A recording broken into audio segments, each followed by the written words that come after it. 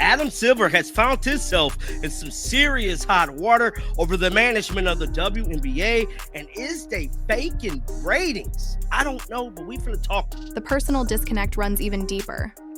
Candace Parker, a respected voice in basketball, revealed a stark contrast in how Silver treats NBA players versus WNBA players. Silver personally texted her for her retirement, her big broadcast deal, even the birth of her child. Cathy Engelbert, the actual WNBA commissioner? Complete silence. Parker said it plainly. I get more love and personal attention from Adam Silver than I do from my own commissioner. This revelation shattered WNBA Twitter, perfectly illustrating the core problem. It's not just about money or TV deals, it's about basic human connection and respect. The players feel unheard, undervalued, and completely disrespected by their own league leadership. Silver's attempts to smooth things over only amplified this chasm, accidentally exposing the quiet truth on national television. The players don't trust the league office, and the league office has no idea how to connect with the players. Let's be brutally honest. Without Caitlin Clark, none of these so-called historic ratings would exist. She single-handedly carried this league from the season's opening tip, selling out arenas, dominating headlines, and drawing millions of new fans. She's the only reason many casual sports viewers even know Cathy Engelbert's name. Yet, with Clark now sidelined by injury, the league is acting as if her impact was overblown, as if they can sustain this momentum without her. This blatant disrespect and denial sent fans into an absolute frenzy. Silver tried to appear balanced, a calm mediator acknowledging both sides. But his corporate jargon about collective bargaining agreements and relationship growth sounded less like a solution and more like a flimsy cover-up for Engelbert's failures, all while dismissing Clark's undeniable star power. Within hours, Adam Silver regret was trending, fans accusing him of treating the WNBA as a mere side project, only relevant during a PR crisis. I'm here to tell you that NBA leadership is very much abreast on what's happening in these CBA negotiations. She's not the only decision maker who is denying some. And the timing couldn't be worse. Now the ultimate price is looming. Whispers are growing louder about Cathy Engelbert's job being legitimately on the line. If Adam Silver truly wants to save face and protect the league's reputation, he might have to make a drastic move before next season. Fans are out of patience, players are angrier than ever, and every time someone from the league office speaks, the situation only deteriorates further. Silver walked into that interview believing he was delivering a calm, perfectly reasonable answer about workplace relationships. Instead, he stumbled headfirst into a PR nightmare that will haunt him for months. He fundamentally underestimated the passion, the ferocity, and the unwavering protectiveness of Caitlin Clark's fan base.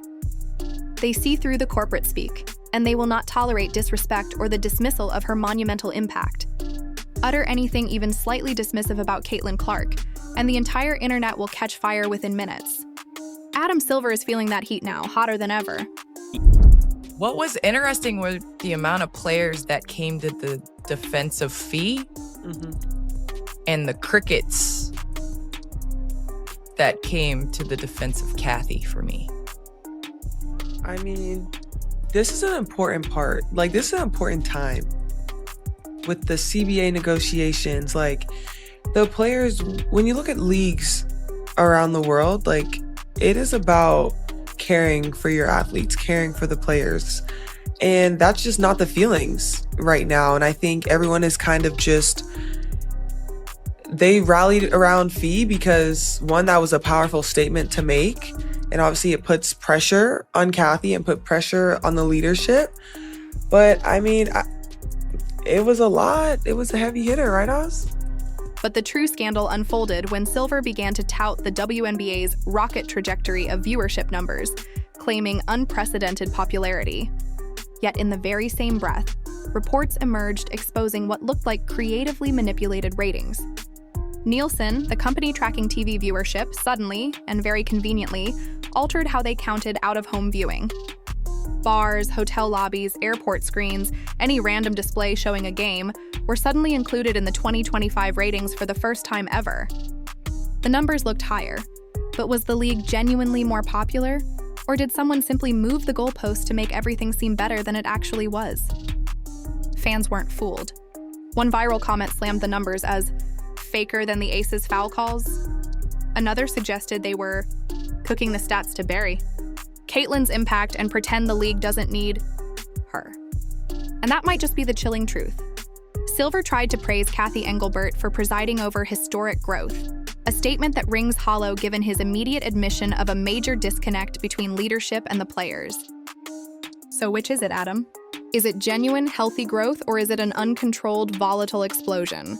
From everything we've witnessed this season, the WNBA isn't flourishing in a stable way. It's more like a pressure cooker ignored for too long, now teetering on the edge of utter collapse. Between public callouts, lockout threats, and fan fury over biased officiating, this isn't growth. It's a full-blown catastrophe. And the most unsettling part? Silver's comments made it sound as if he's lost faith in Engelbert herself, calling the situation unfortunate. Billionaire code for total disaster, don't panic. It is very personal because the WNBA wants to forbid us to make a lot of more money than we're ever going to make here, what it seems like in other leagues. So it's very personal. People have families, this is our job. We make more money in China, Russia, Turkey than here. So it is very personal, and I don't think why it shouldn't become personal. This bombshell didn't land in a vacuum. It exploded amidst a landscape of utter chaos. We've seen Nafisa Collier publicly torching Cathy Engelbert for her detached comments about Caitlin Clark's income. Players are openly discussing lockouts, threatening to skip next season if conditions don't drastically improve. Caitlin Clark's name is dragged into every single debate, even when she's not on the court. And then Adam Silver, the supposed voice of reason, wades into this mess, sounding like a bewildered parent trying to mediate a fight between kids he barely knows. He likely genuinely believed he was helping, but he only proved the player's most damning point. The NBA treats the women's game like an overlooked side project, one they neither fully grasp nor truly respect. This leadership vacuum is now pushing the league to the brink. Sophie Cunningham has openly hinted at a potential lockout, stating players won't return next season without deserved pay, respect, and better working conditions. If these CBA negotiations falter, if the league continues to dismiss player concerns, we might not even have a 2026 WNBA season. Engelbert is virtually invisible, only surfacing to make tone-deaf comments that escalate tensions. Silver's contradictory interviews expose more problems than they solve. And the players?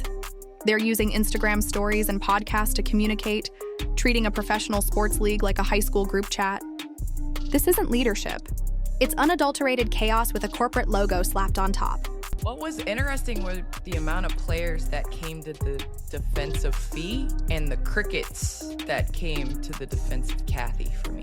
Adam Silver is Cathy's boss, and he is the commissioner of the NBA. I signed a deal with Amazon to broadcast for Amazon. I got a text from Adam Silver saying congratulations. I had my third child. I got a text from Adam Silver about my third child. Now, whether this is Adam or his assistant, somebody from the league office is reaching out to me.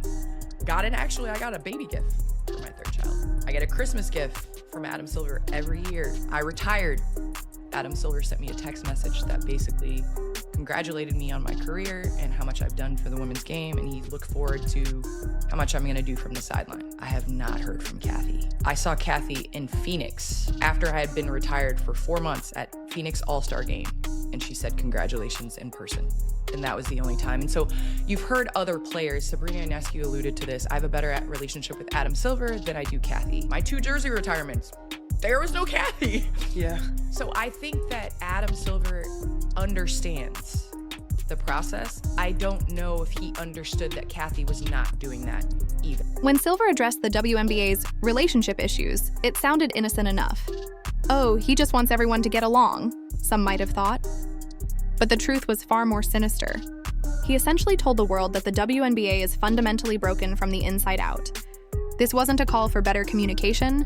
It was a public declaration that the league's players and its leadership are at war, openly hostile, and unable to coexist.